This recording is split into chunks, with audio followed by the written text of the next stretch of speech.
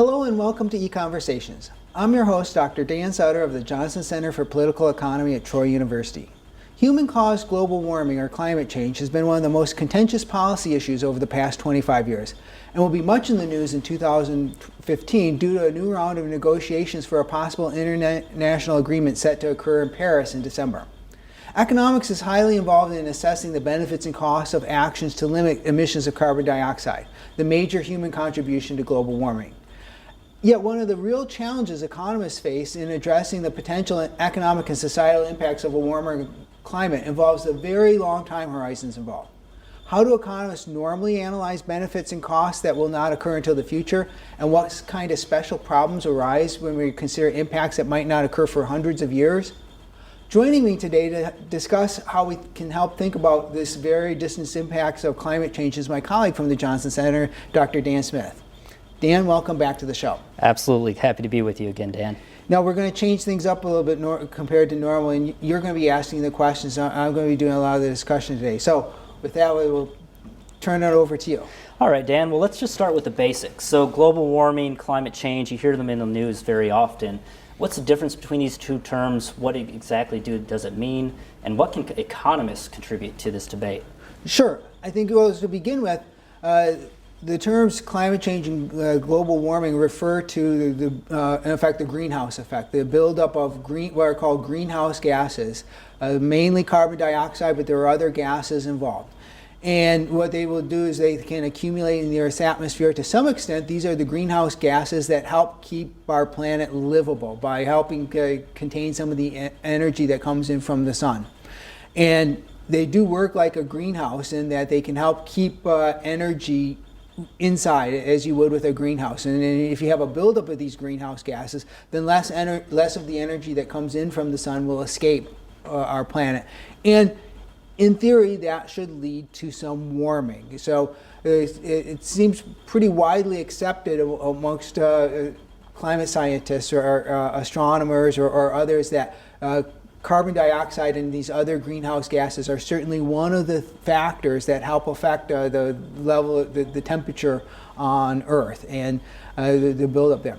Now, then specifically, we talk about these two. We have these two terms: climate change versus global warming. Sometimes they're used interchangeably. I don't like using them interchangeably because, to one extent, climate change is a little broader. Mm-hmm.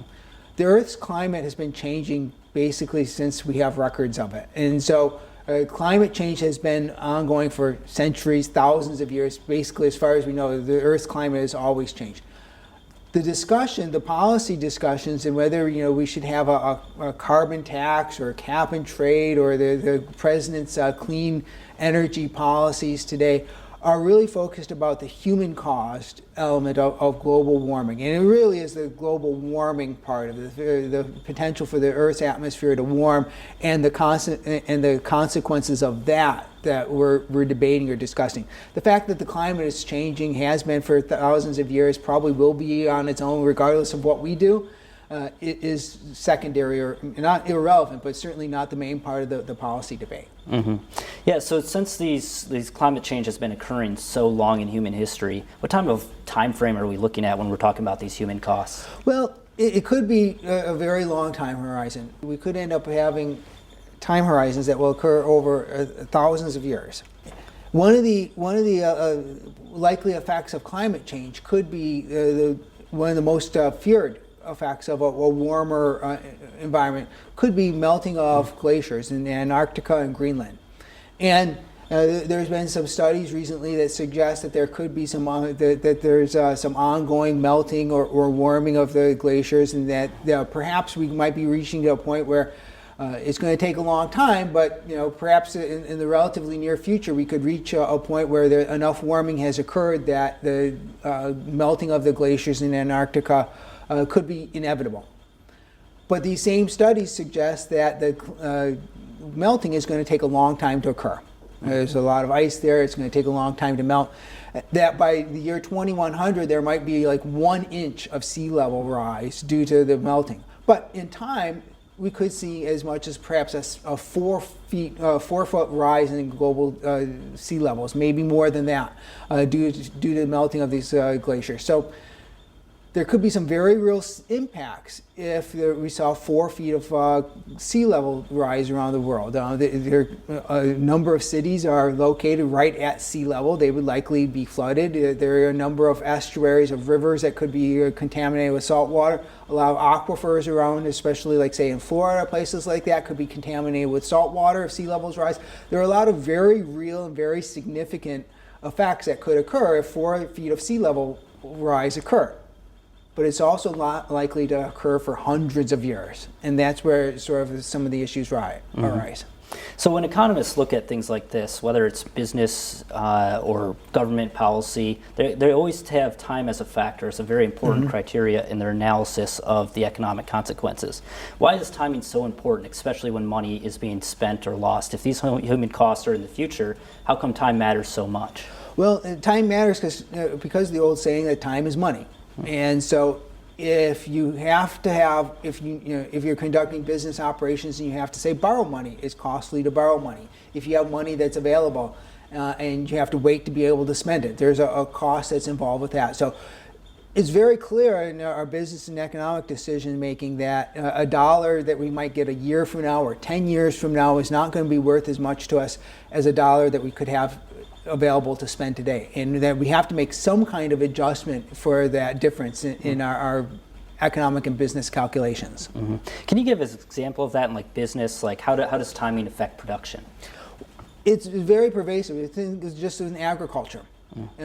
When farmers are going to grow crops every year, they need to get land to be able to grow the crops, and they need to hire labor to help them to plant, to till the soil and plant the crops, and they'll need machines or tools to help do that, and they have to do that in the spring.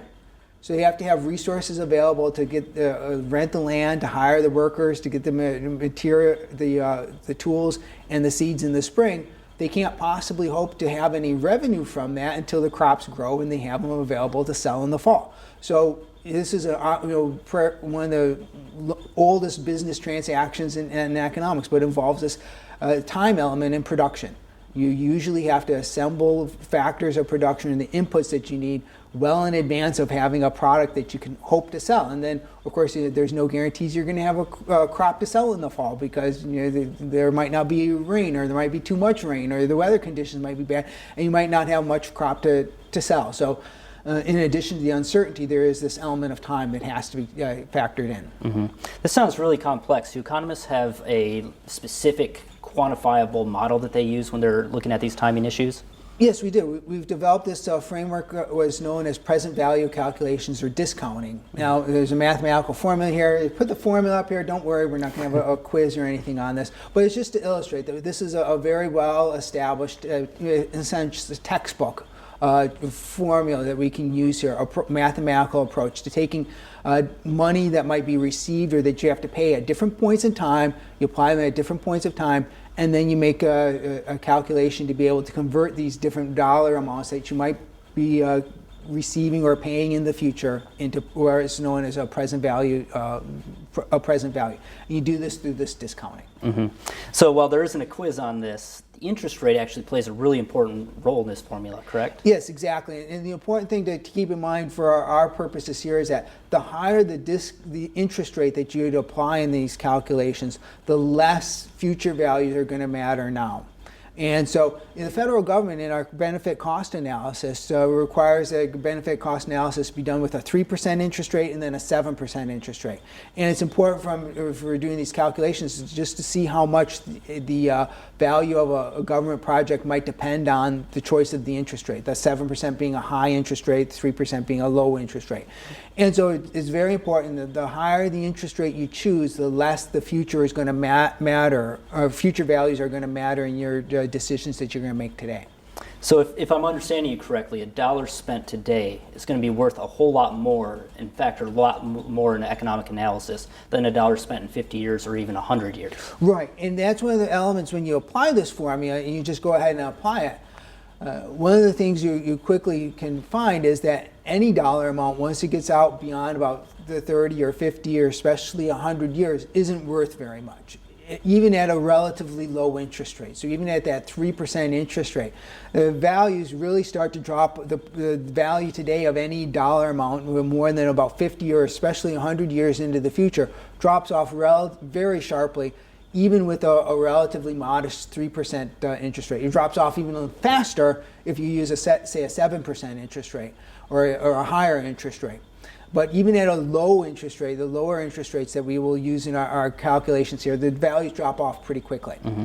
Can you spell out how precisely this way of thinking that economists employ applies to climate change or global warming? Sure, because it's very important, because many of the costs that we're going to have to undertake to try to reduce carbon dioxide emissions, the greenhouse gas emissions, would have to be undertaken in the today or in the relatively near future. These are going to have to occur, say, now. The benefits of doing that would be reduced impacts of global warming, so maybe less melting of the Antarctic ice, less sea level at some point in the future. So the benefits of our actions to try to prevent or stem human-caused global warming are going to occur in that distant future, and they're going to be discounted. Mm-hmm. So I can imagine that economists, when employing this argument, don't make a lot of friends with environmentalists, do they?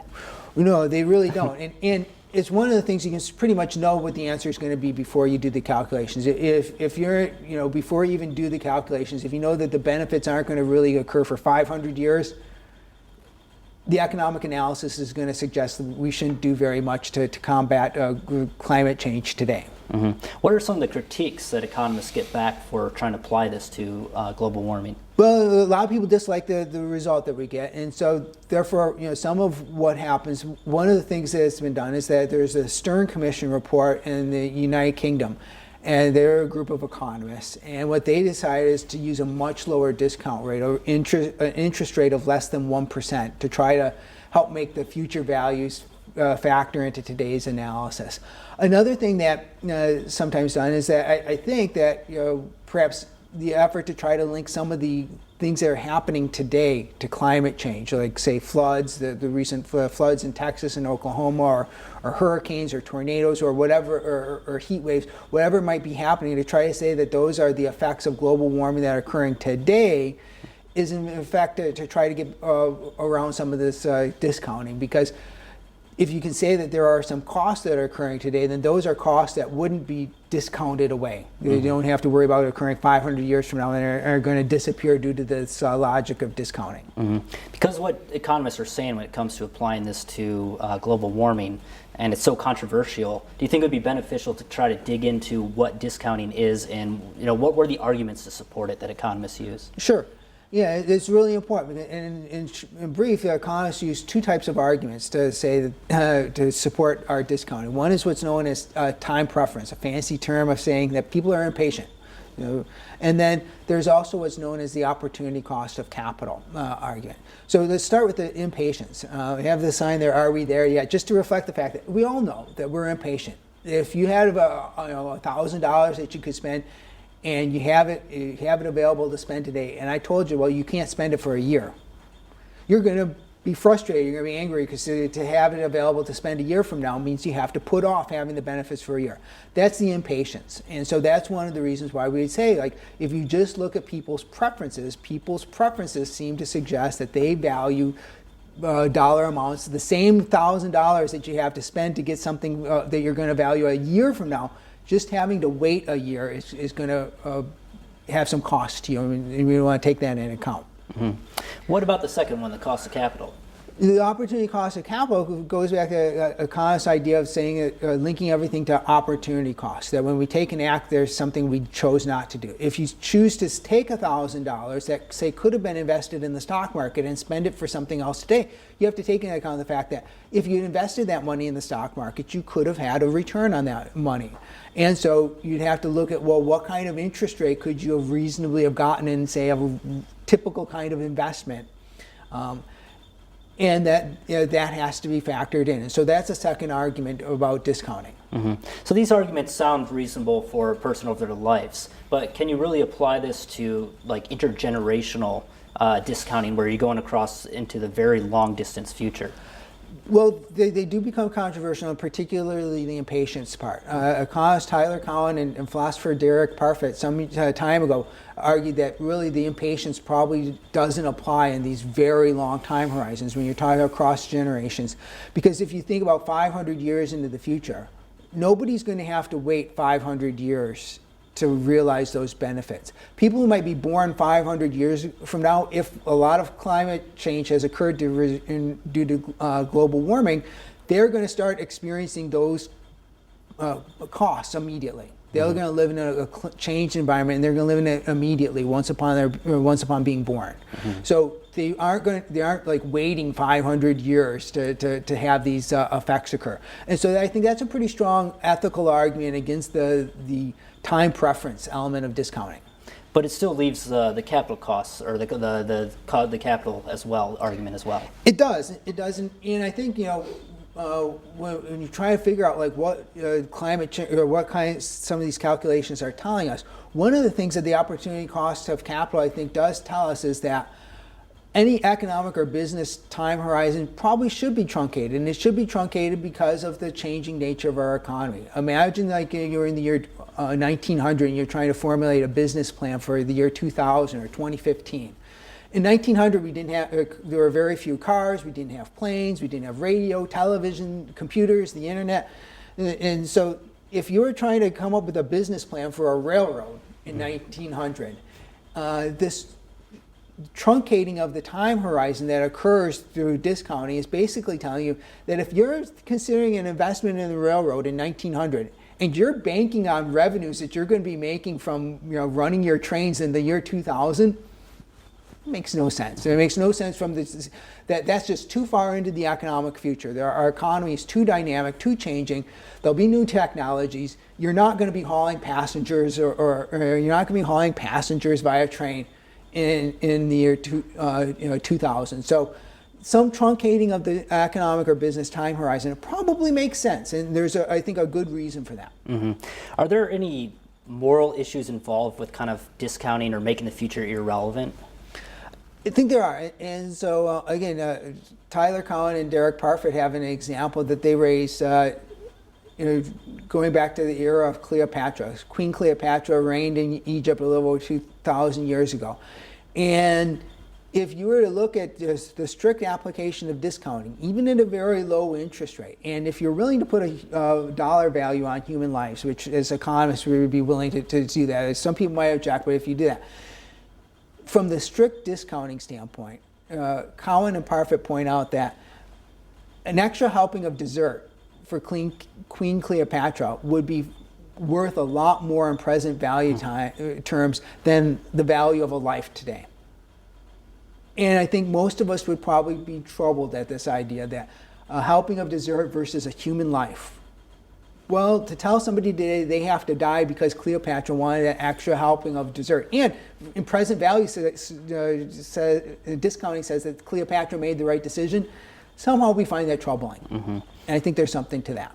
Yeah, so this is getting really complex. Can you further refine our thinking about the very distant future and how it impacts our thinking about climate change? I think we can. I think that a paper that I find provides a lot of help in clarifying my thinking about this, and I think hopefully can clarify other people's thinking. It is by Tyler Cowen, economist Tyler Cowen, a paper he wrote a few years ago in the University of Chicago Law Review. And to boil this argument down, what he basically says is that we really need to focus on what are going to be the permanent or recurring effects of the actions that we take now versus what are going to be the temporary actions, temporary effects of actions that we take now. And when we think about the very distant future, it's the permanent or recurrent effects that are going to be very dominant, that are going to come to dominate our thinking. And to take an example that Cowen didn't offer, but I think helps to illustrate this, let's consider the U.S. Civil War.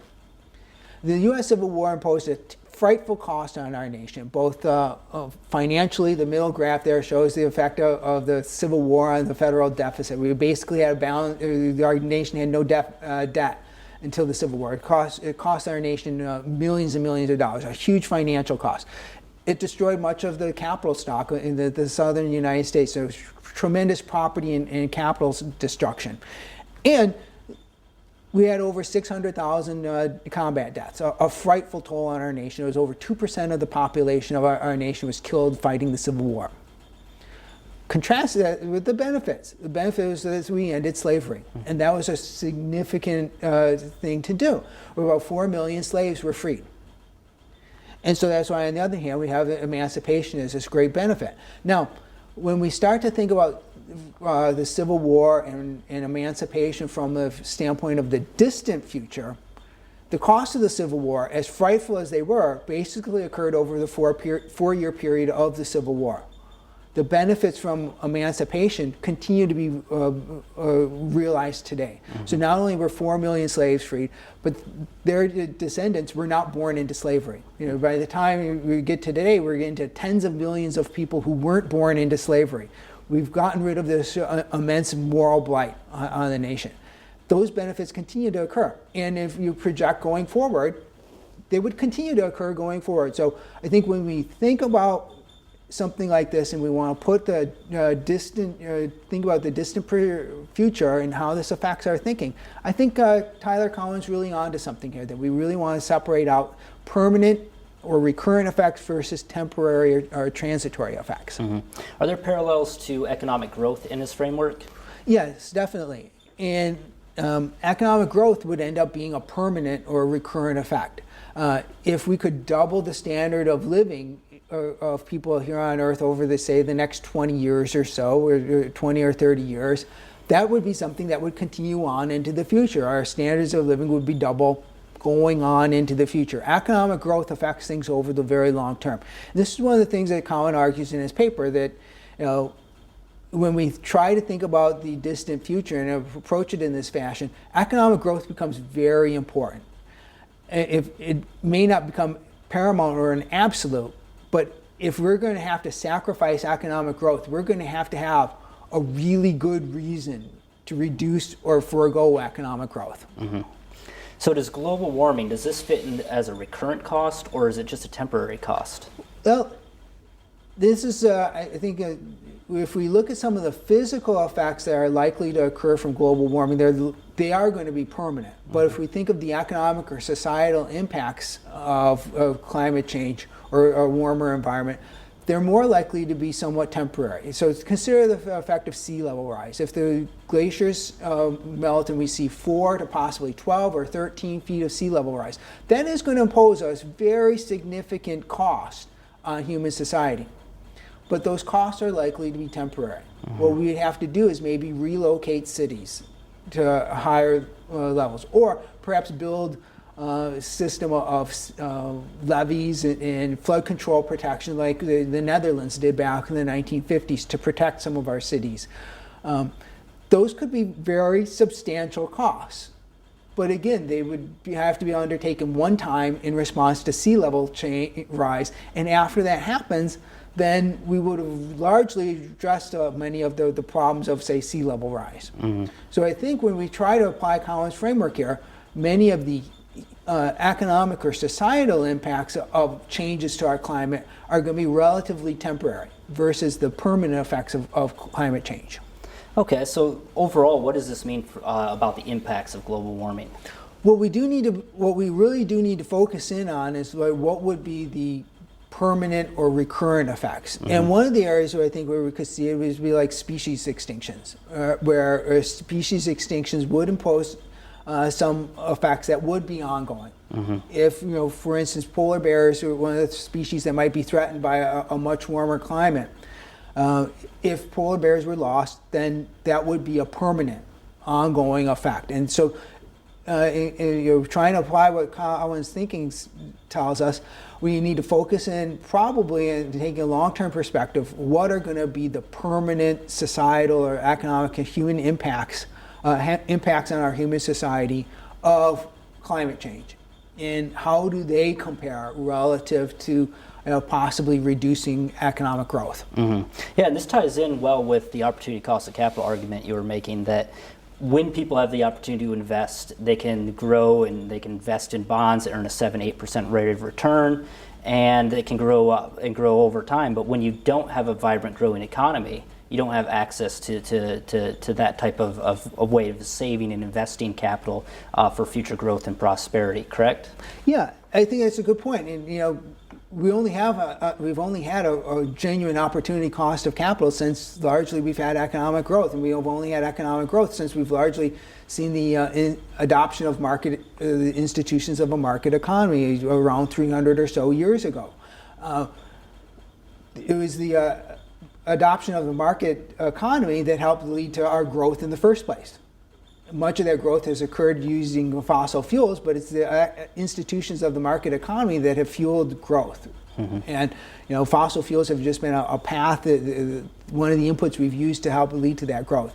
And I think if we start to think about trying to do something serious about reducing carbon dioxide emissions, reducing greenhouse gas emissions, we are going to be led to a situation of having to compromise the decentralized decision making of the market. Mm-hmm. What type of economic impact, or would attempts to stop global warming, would that affect that economic growth and prosperity? I think it would end up affecting it pretty dramatically. And more importantly, it would definitely have to compromise our market economy. Our market economy is based really on decentralized decisions.